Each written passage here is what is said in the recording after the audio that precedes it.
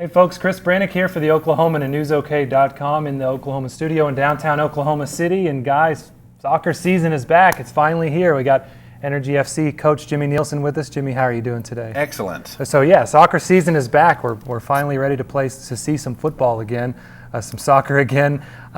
So why don't you tell us how you're feeling leading up Saturday night at Taft Stadium. Colorado Springs will be here. How you guys feeling? Well, we feel good. We're obviously very excited. We've been waiting for this date here for a while now, since the loss to LA Galaxy in the conference final. You know, we couldn't get started quick enough.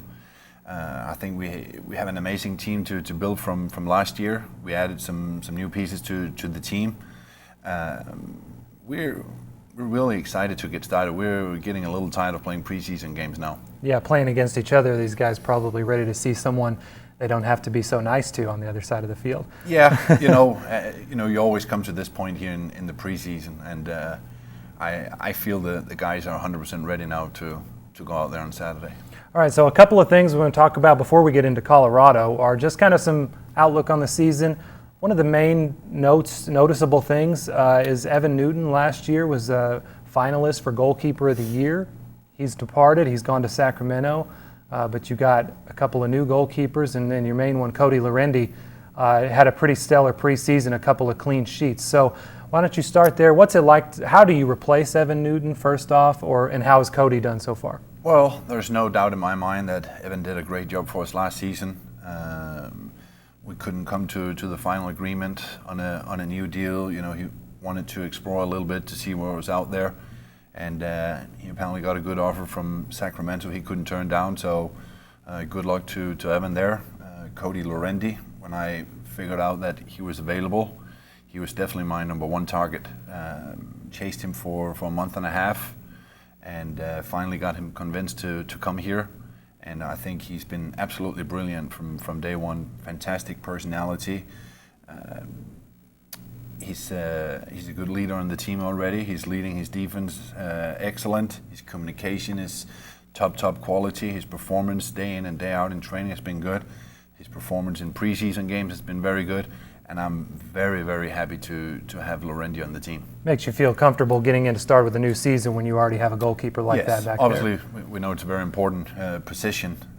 We saw with a good goalkeeper last year how far that can take you as well.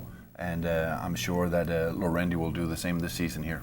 Yeah, so another position of certain interest would be up front, forward.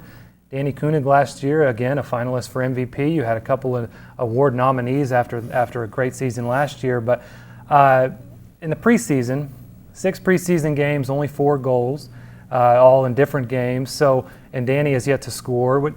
Is there any concern with your offense heading into the opener Saturday? No, I have 100% confidence in our forwards. And again, as I always tell you, when the defense is doing well, it's not only credit to the defense. You know, our attacking pattern starts all the way down with Lorendi, with the goalkeeper, and we got to set them up at the right places. Would have been a little more concerned if we have not created any chances.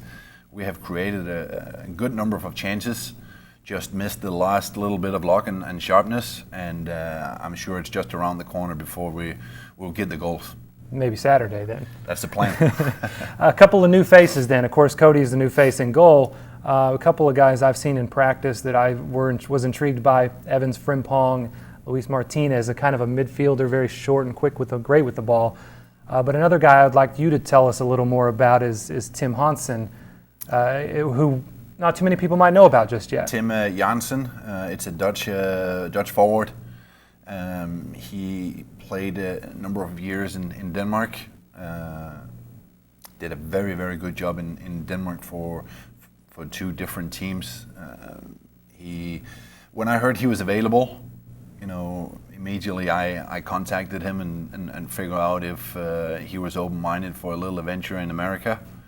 And it didn't take us very long to come to an agreement. Tim has been a little bit unlucky with injuries, and had some small injuries in the preseason as well, but have been training the last 10 days, and he's looking sharp, and he should be ready to go. Yeah. So with him, your offense leaves Danny up front by himself, but with 3 right behind him. So where does Janssen play at? Well, that gives a little different options, and I like to have that as a coach. Yeah. You know, depending a little bit on the matchups. How do we want to prepare ourselves? What's the opponent's weakness? What kind of players will fit in for that specific game? So as a coach here, I got a lot more options and to plan from. And sometimes that's very good. You know, you don't want to be in a situation where you're overthinking the situations either. You want to keep a consistency for the most part, but sometimes it could be nice with a little change here and there, and he definitely gives us that. Yeah. All right, so new faces, there are a few new faces, but there are a lot of returning faces too, and that kind of bodes well for you to have the guys who have played together for 2 or 3 years now. The back line especially, Cyprian, Cody, Michael Thomas, you've got some guys that are gelling well together, so what does that do for you again to have those guys back? Well, again, after a great season last year, and I still feel the hunger in those guys. I didn't see any reason to do any major changes on the team.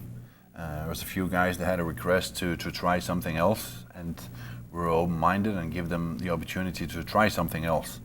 But the main guys are back, and you know, with a year or two behind them here in the USL, you know, my expectations is obviously high for the team, but when I look around too and on the other teams, they're improving as well. They're getting better as well. This league here is growing and it's developing very, very fast. And you know, I'm pleased with where we are, but you know, I also see improvement on the other teams. So obviously, I'm very, very excited to see where we're standing compared to the other teams. Last year in the preseason, you told Nicholas Murray from USL in an interview, when looking forward to the season, you said, "Well, we're going to win the championship," and you certainly came close. You were right there. You had a chance to go at least play for the championship. And in year 3, again with those returning guys, you talk about their hunger. Is winning the championship in 2016 definitely number one? I think obviously that's the main goal.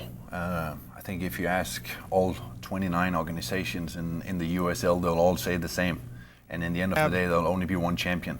I think I don't think it's unrealistic if I go out there and say that we'll have a fair shot. You know, I think we're one of many who have a very, very good team this season here, but with the right amount of luck and quality, I think we could be up there, definitely. All right, then. Well, of course, Colorado's here Saturday night, 7 p.m. at Taft Stadium. That was a pretty good match last year, both in Colorado and in Oklahoma City, and of course the playoff matchup we all remember. It was a fantastic, came down to a penalty shootout. So teams are a little bit different, though. What are you looking for going into Saturday night? Well, first of all, Colorado is a very good team. I think the matchup between us and Colorado is very good. You know, we played 3 very intense games and exciting games against Colorado last season. And I expect this one here to be another close one. You know, we won in Colorado last year. We scored in overtime. We tied twice here in Oklahoma, and obviously the playoff we won in penalty shootouts. That's how close those teams are. Those 2 teams here are very, very close. And I told the guys here the other day, if we can match Colorado's intensity, I have a feeling we have a little bit more quality in our team. And so, of course, again, Saturday night, 7 p.m. Tickets are still available, I'm sure, but just a few. I know they're selling fast. Taft Stadium sold out a game in the preseason. Over 7,000 fans there. Sold out a couple games at the end of last year. Like you said, it's growing. It's growing. So you got to get your tickets now.